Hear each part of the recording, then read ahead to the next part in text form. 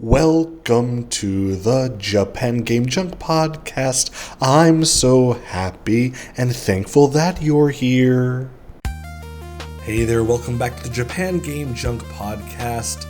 Now going to talk a bit about buying and collecting a Famicom Disk System to be purchased here in Japan. This is for June of 2026.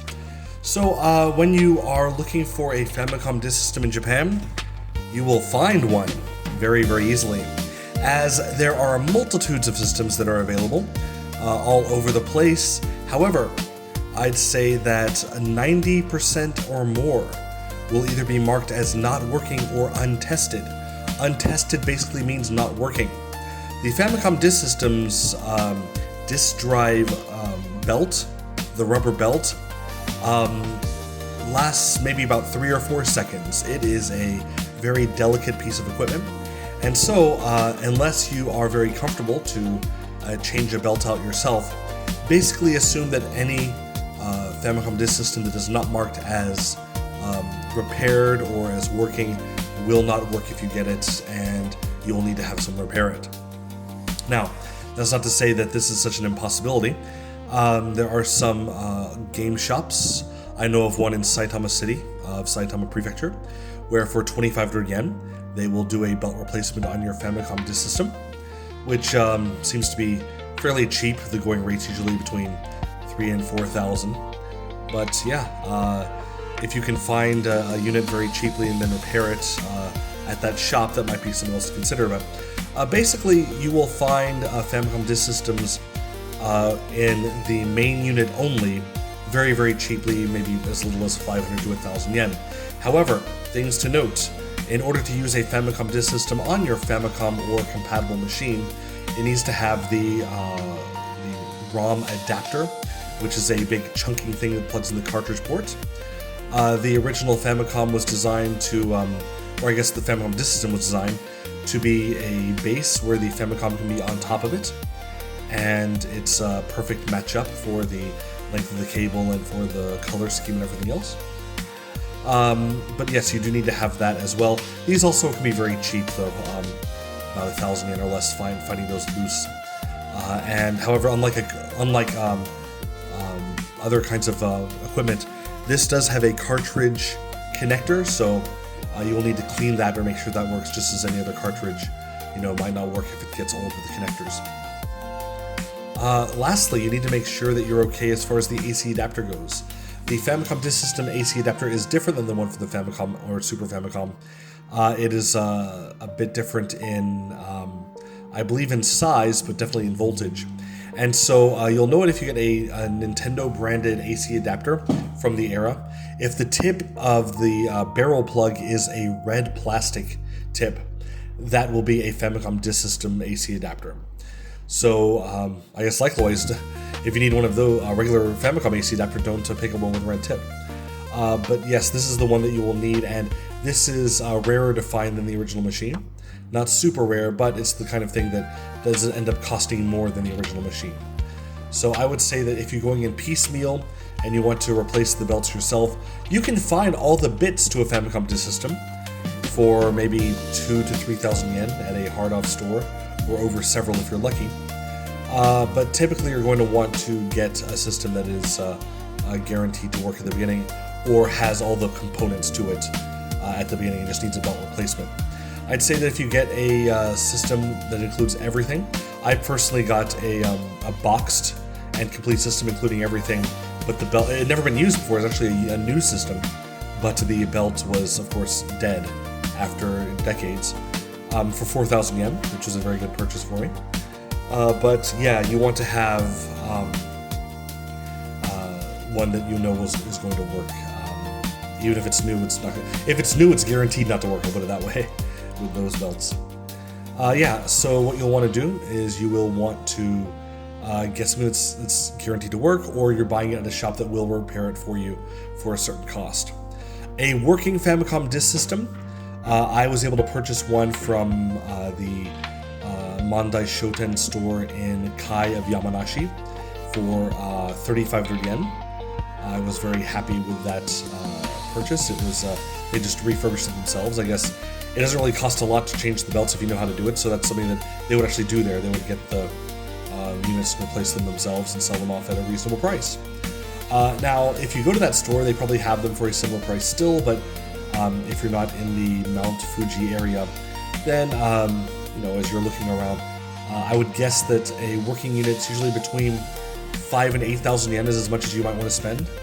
More than 8,000 yen just for the unit on its own and everything you need to be able to play with it. That's when it gets to be,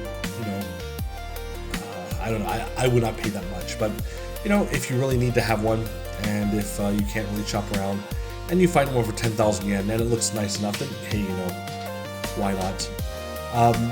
I would also recommend that you check the online resource to find out the size of belt that the machines take.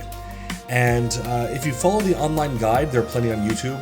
You can replace the belts yourself if you need to. So I'd recommend that if you're ever in a situation where you can get the belts also, have a pair as a backup or so that you're able to repair that yourself if you need to. Yeah, I'd say that if you find a perfect one that has been refurbished, I'd say like what I could get new in box, but the belt has been replaced, I might go up to say even 15,000 yen. However, if you want to play Famicom Disk System games, you have other options as well. The Sharp Twin Famicom contains both the Famicom cartridge and the disk drive in one unit. I have one of these. I have the red Sharp Twin Famicom. It is super dirty. I got it super junky, and the disk system itself does not work. And I got that for 4,000 yen from a what was that?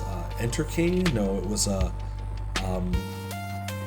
Surigaya like a related store. It might have been Enter King or Momotaro Okoku in Ishikawa city of Chiba. I got that for 4,000 yen. They just said there was not tested.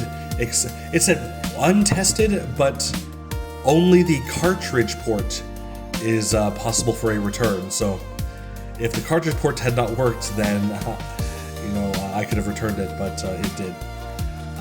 So the Twin Famicom is definitely the way to go if you can find it and you know that it works. It will be much more expensive. The units themselves for a perfect one will never be less than 10,000 yen. Usually it's about 20,000 yen. And in box, of course, even more. I wouldn't pay more than 30,000 yen for a complete and perfect, though. And the Twin Famicom, it's a very simple system. You plug everything in, and then if there's no cartridge in the system, it will go to the disk system boot up. If there's a cartridge, it will boot the cartridge to play that game. Now, what I did is that I got that 4,000 yen junk system, and I plugged in my normal Famicom Disk System into that cartridge port, and actually played the Famicom Disk System games through the floppy disk drive attached to the thing that has a broken floppy disk drive. I thought that was very funny when I was doing that. One thing about the Famicom, the Twin Famicom from Sharp, is that it has its own internal cable. My apologies, no, I misspoke there. It has its own AC adapter, its own power cable, which is not the same as others, so you want to make sure you have that included. That is hard to source. But it also has, though, internally, its own video, I guess, adapter processing. So all you have to do is you have to plug in your RCA cables, and it has those incorporated into the machine itself, as opposed to an RF unit. So very, very worthwhile. You don't even have to get like the dongle that all the other Nintendo machines use. So it's definitely worth getting the Twin Famicom if you can, if it's working well. But yeah, the games themselves, there are plenty of really great classic games on the disk system. It's a great system for collections. However, when you're buying games in Japan, you want to make sure that the store will say this is a guaranteed game, because it doesn't matter what's on the label. Every single game that was sold was able to be copied over at the Nintendo Disk System, automated machine that were in convenience stores at the time for a couple years. And for some reason, almost every game that I have that I've bought used, I'd say 80% that were not marked as being a guaranteed game as what's on the system, as what's on the card, I mean, what's on the disc. Almost all of them were either error or they were a different game as compared to what was there. I have so many copies of SD Gundam Wars, this game that was hugely popular for a short time there. I think it was something where they were on sale, like the game itself was on sale for a very cheap price or maybe even free. And so a lot of people just took a disc, they had a game they'd already played a lot, and they copied over it with that. And now there are so many of these SD Gundam discs going around in Japan. So yeah, I have quite a big collection of discs that have different titles on them, but the games inside will not necessarily be the same. It's part of the fun though, that if you can find cheap disc system games, might as well just pick them up and see what's on it. Anyway though, to review, Famicom Disk System that is not working at all.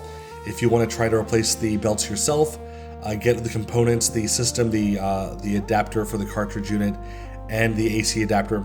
You can find all these. I would not pay more than 3,000 yen if it's not a guarantee. Guaranteed system to work though, I would pay maybe up to 8,000 yen or more if you just don't have time to shop around. And for everything included in the box, for an absolute great condition, 15,000 yen. I'd say pay up to 10,000 yen for the Sharp unit, up to 20,000 yen for a complete, very nice looking Sharp unit. Never more than 30,000 even if mint though. So yeah. Famicom Disk System, it's a lot of fun. Get one if you can, you'll be glad you did. But just know it has a lot of upkeep, a lot of maintenance you have to do with it. So that's about all I have to say. Thanks for listening and happy gaming. Bye bye.